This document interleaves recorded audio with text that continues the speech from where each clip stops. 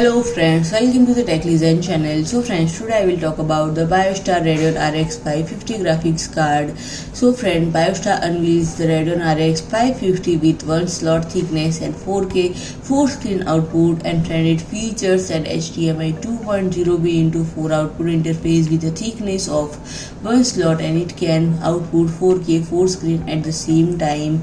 And friend, AMD has also announced the Radeon RX 6400 as an entry-level GPU that does not require an external power connector, but because the output interface is restricted to two links, the BG555RG41 will be promising alternative if you are considering a multi-display with 3 or more panels. And friend, the major features include 512 stream processor, a core frequency of 1100 MHz or 1183 MHz, memory clock of 6000 MHz, and memory burst width of 128 bit. And friend, the bus interface is PCI-Express 3.0, and the card is 183 mm long, 130 mm wide, and 20 mm thick, and it weighs around 262 grams. And friend, if I talk about the pricing, it is priced at $199. So friend, if you like my video, please do like, share and comment, and don't forget to subscribe my channel and press the bell icon.